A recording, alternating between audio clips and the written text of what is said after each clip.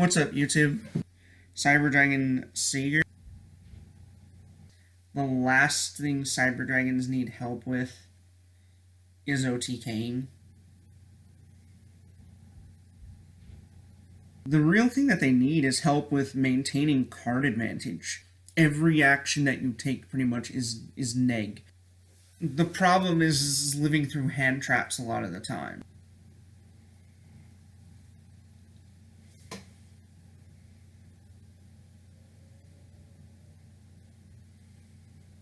Two weeks later.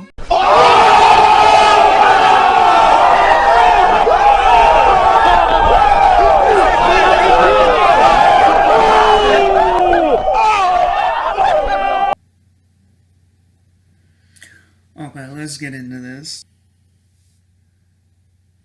So its name is Cyber Dragon Hertz or Cyber Dragon Hertz, because it'll hurt you.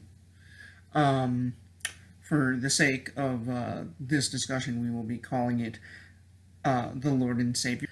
Level 1. So we got a 1-for-1 target in Cyber Dragons now. 100 attack, 100 defense. This sumbitch is machine dupable. Oh yeah. You can also Inferno Reckless summon it as well.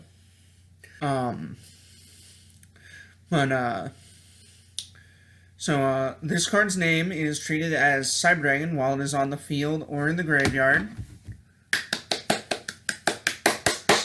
The 2 and 3 effects, right? You can only use one of the 2 or 3 effects of this card's name per turn, and only once per turn. So this is a little This is, because you can only use one of them per turn, and you can't even use both of them in the turn, but same thing with Core, and it doesn't make Core any less amazing for the deck. And unlike with Core, the one of these effects I don't think I would personally be using that often, because it's a weird effect, right?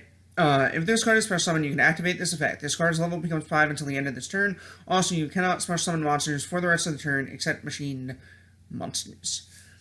So the issue with this is that it helps the rank 5 engine version of it, because it's turning it to a level 5. It's the same problem I have with Dre, where it's okay, cool, you're turning to level 5, but now the only monsters that I can make that are rank 5 is either Nova / Infinity going into it, or,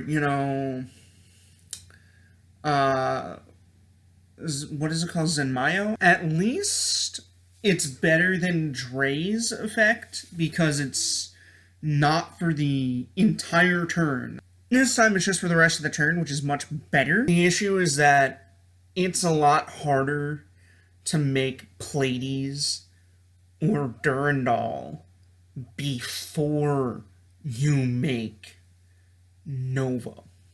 I will give it this. It definitely helps with Seraphonite. You can use Brilliant Fusion to summon Seraphonite, and then later on in the turn do this as well. So that's immensely helpful, to be honest. Effect number 3. If this card is sent to the graveyard, you can add one other Cyber Dragon from your deck or graveyard to your hand. Now, you might go, oh, that's not that great, because, Cyber Dragon special summons to the field if you have no monsters and your opponent does, right? Well, here's the thing. Is all the Cyber Dragons that are playable are treated as Cyber Dragon while they're in the grave. So, really, what this is doing is it's recycling your Cyber Dragon monsters. Galaxy Soldier pitched this, right? Adding back, say, a Cyber Dragon core from the graveyard. And then you can normal summon the core effect, add Cyber Repair Plant. You've got the Lord and Savior in the grave, and that will allow you to use the Cyber Repair Plant, because it's live, to search out any Light Machine monster in the deck that you can then discard for Galaxy Soldier or whatever you want to do. Last time I listed a couple of complaints I had with Cyber Dragons, one of which was maintaining advantage. Now this definitely helps them with maintaining advantage. Having another searcher in the deck, you get it if you discard it with Galaxy Soldier, you get it if it's sent by tuning, you get it if it's sent by reasoning if you're running that. In fact, I might even run reasoning now with this in the deck. You can 1-for-1 discard it from your hand, and especially from the deck with the 1-for-1. Like, and then you get a search as well. Like,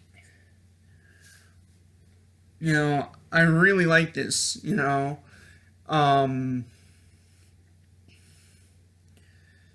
So you would, if you link with it, right, you get a search.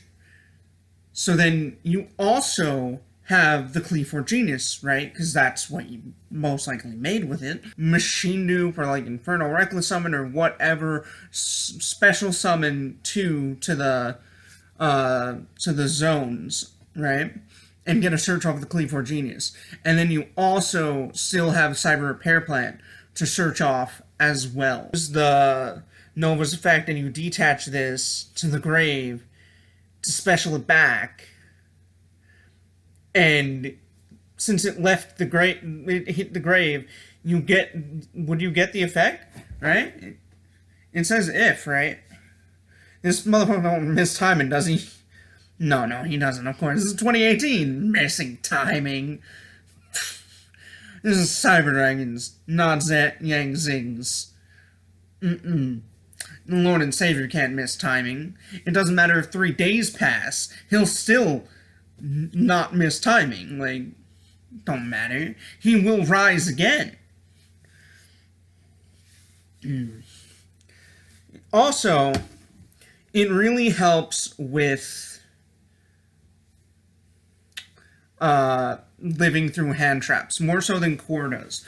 Because the thing about, like, Core, right, is he's really your only good normal summon up until this guy, because you can machine nuke this guy, which is really powerful.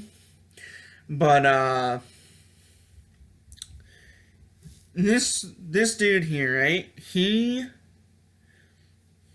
Oh yeah, you can also add himself back. I forgot about that. Discard him for Galaxy Soldier, and then use his effect to add him back to the hand to discard for the other Galaxy Soldier. You only use it once per turn, but even so, it's pretty funny. Special summon Galaxy Soldier for no cost. You know, oh, and then you can chain block, right? Would they go on a Seagok? I'd have to check. I'd have to check. But I'm pretty sure that you can put them on a Seagok, so you can go, you know, like chain link one Galaxy Soldier, chain link to the Lord and Savior, and then they can only negate the Lord and Savior. They can't negate the Galaxy Soldier. So no matter what, you get the Galaxy Soldier search off. They will affect Failure Core, or they will Ghost over your Core. Because even if you don't have a target, like even if you don't have a Cyber Repair Plant left in deck, Core will always activate unless its effect has already been activated that turn. So even if you don't have Cyber Repair Plants in deck, you normal summon it, its effect will activate and resolve without effect. So they can Ghost Ogre the motherfucker. You know? They can affect Valorant when you try to use your Machine Dupe. You know, and then you just special summon these two cores, and it's like, the fuck are these guys gonna do? They're fucking worthless. You know?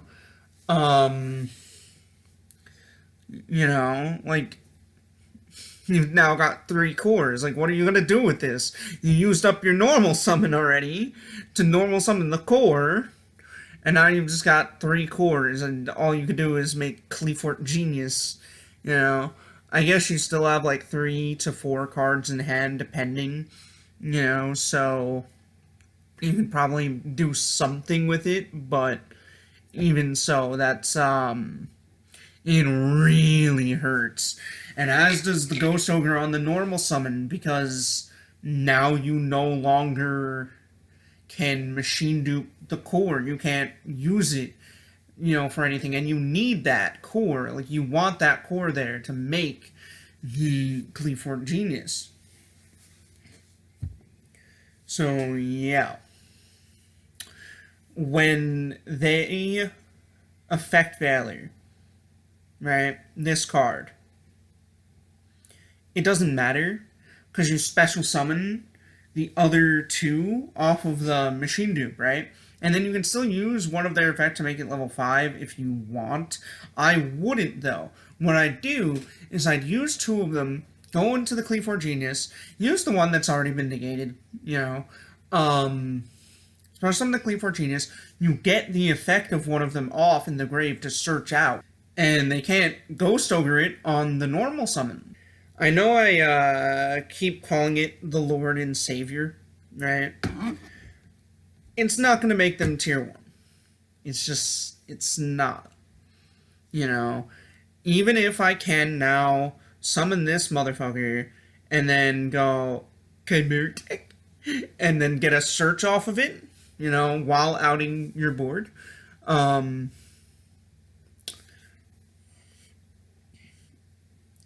It makes the deck way better than it was, right?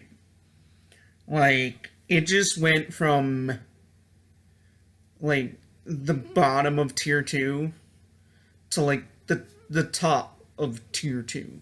It's not one of, like, the 19 decks that are currently viable in this format.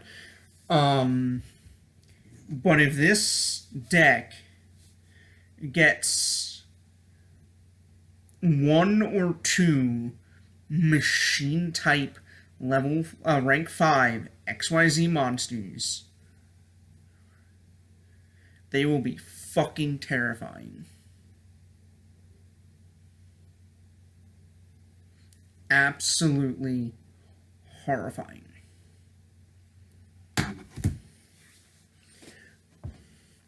That's a big if. And I don't think they'll do it. I think that they've been very careful about making rank 5 machine type monsters. Because Cyber Dragons are pretty powerful, and they're even consistent. The problem is consistently getting through hand traps and back row, which this does help with. It chain blocks to avoid certain cards being negated that you might otherwise, need. It floats like crazy. Like, it floats like a burning abyss. It's a better version of Scarm. It's a Scarm that searches immediately, can't miss timing, chain blocks, and is summonable by 1-for-1. So now they have a Scarm, they have a Stratos, they have a Rhoda, they have built-in kaiju effects that give you the kaiju, not the opponent, with the Chimera attacks. So, yeah, there's not too much more that they need, but what they do need is the difference between them being tier 2 and tier 1. They only need 1 or 2 cards to make them good, but until they get those 2 cards, they are going to still consistently get their ass handed to them by Ash Blossom, by Ghost Ogre, and especially by that motherfucking Effect Veiler. Overall, 2 thumbs up for this card. I'm going to start testing this immediately in my Cyber Dragon decks. I cannot wait to. But this has been my first impressions of this card. I really love it. It's not going to make them tier 1, but it's getting pretty damn close.